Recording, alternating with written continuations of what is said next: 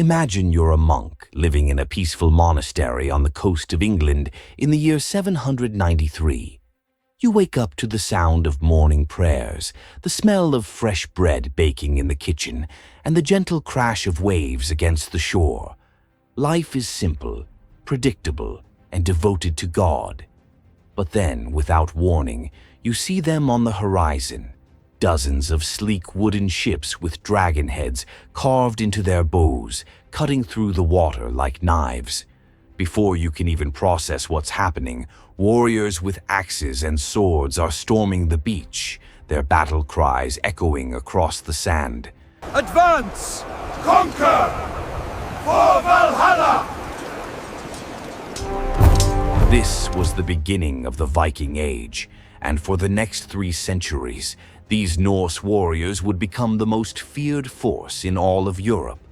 The attack on Lindisfarne Monastery in 793 sent shockwaves throughout the Christian world. It wasn't just an act of war, it was seen as an assault on God himself. The monastery was one of the holiest sites in England, a place of learning, prayer, and treasure. The Vikings showed no mercy. They killed monks where they stood, ransacked the church, and stole everything of value, including sacred gold crosses, jeweled manuscripts, and ceremonial cups. What they couldn't carry, they burned. The survivors were traumatized, and word of the attack spread like wildfire across Europe. A scholar named Alcuin of York wrote to the King of Northumbria, lamenting the attack and asking how such a thing could happen to a house of God. He described it as a harbinger of doom, a sign that the end times were near. This wasn't just a raid, it was a statement. The Vikings had announced themselves to the world, and Europe would never be the same. But who were these Vikings, and why did they inspire such terror? The Vikings came from Scandinavia, modern-day Norway, Sweden, and Denmark. They were seafaring people, farmers, traders, and explorers, but they were also warriors. Their society valued strength, honor, and bravery above all else. A Viking's reputation was everything, and dying in battle was the greatest honor one could achieve. They believed that warriors who fell in combat would be taken to Valhalla, For Valhalla! a great hall in the afterlife where they would feast and fight alongside the gods until the end of the world. This belief made them fearless. They didn't just fight to win, they fought with the certainty that death in battle was glorious. For the Christians of Europe, who feared damnation and valued peace and humility, this mindset was utterly terrifying. The Vikings were also masters of surprise. Their longships were engineering marvels, shallow enough to navigate rivers and fast enough to outrun most other vessels. They could strike deep inland, raiding villages, monasteries, and towns that thought they were safe from seaborne attacks. The longships had a symmetrical design, meaning they could reverse direction without turning around, allowing for quick escapes. This made the Vikings incredibly difficult to defend against.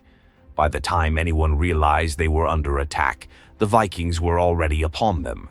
And by the time reinforcements arrived, the raiders were long gone, their ships disappearing into the fog with their plunder.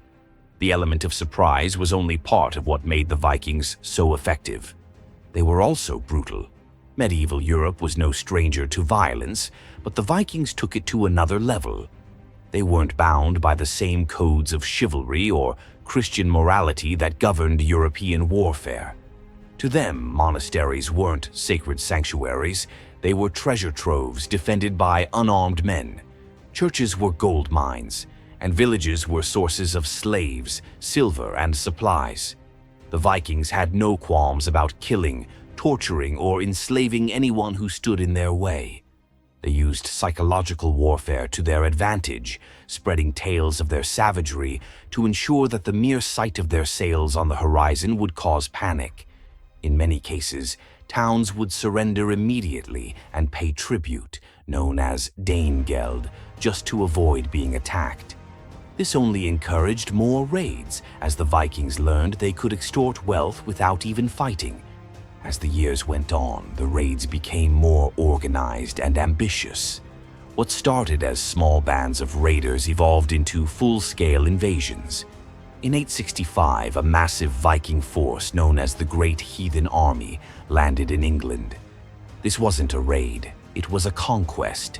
Led by legendary figures like Ivar the Boneless and Halfdan Ragnarsson, the army carved a path of destruction through England, toppling kingdoms and establishing Norse rule over large swaths of territory.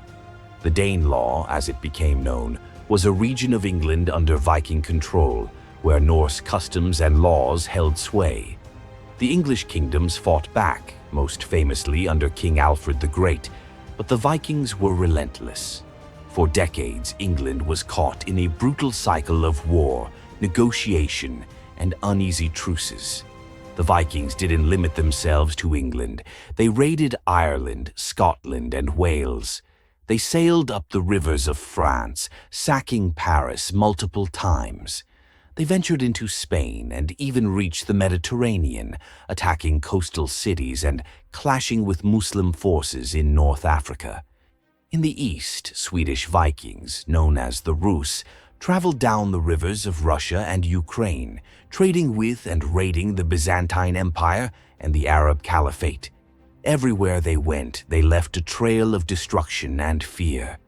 The phrase, "From the fury of the Northmen, deliver us, O Lord," became a common prayer throughout Christian Europe.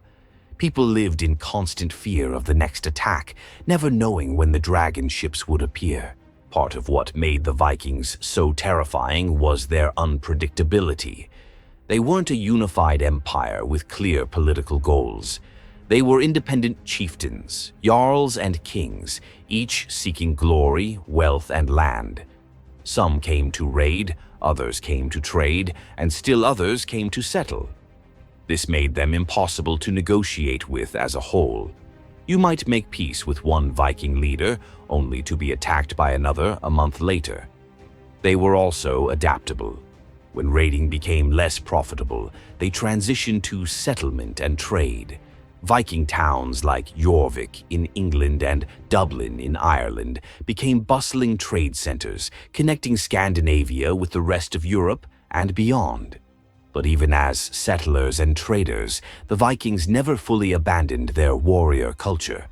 The threat of violence was always present, a sword hanging over the heads of their neighbors. The psychological impact of the Viking Age cannot be overstated.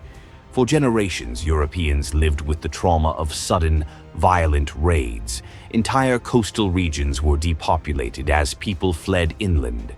Monasteries, once centers of learning and culture, were abandoned or fortified. The Viking threat forced European kingdoms to innovate. They built better defenses, organized standing armies, and developed new naval technologies to counter the longships. In a way, the Vikings forced Europe to become stronger, more unified, and more militarized.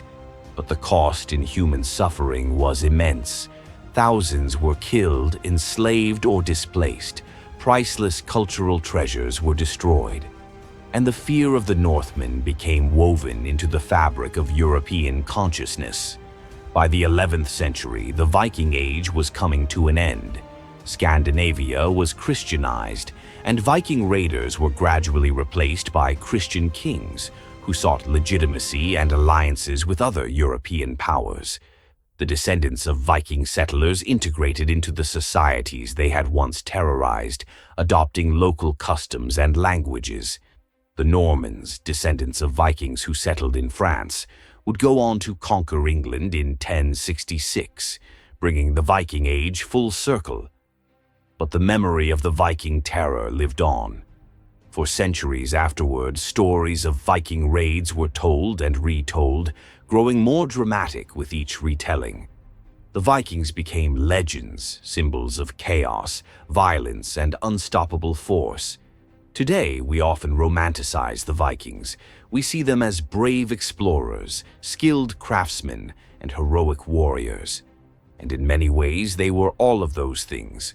But we must also remember the terror they inflicted. For the people of medieval Europe, the Vikings were not romantic heroes. They were existential threats, ruthless invaders who shattered the peace and security of entire nations. They were the monsters in the dark, the nightmare on the horizon, the fury from the north. And for 300 years they made Europe tremble. The Viking Age reminds us that history is not just about dates and battles. It's about real people who lived, feared, and survived through unimaginable circumstances. The echoes of those dragon-proud ships still ripple through European culture today, in our languages, our place names, and our collective memory. If you found this journey through history fascinating, don't forget to hit that subscribe button and ring the bell so you never miss our deep dives into the past. Drop a comment below and let me know which historical period or civilization you'd like us to explore next. Did the Vikings deserve their terrifying reputation, or were they just products of their time? I'd love to hear your thoughts. Thanks for watching, and I'll see you in the next video where we continue unraveling the mysteries of our incredible past.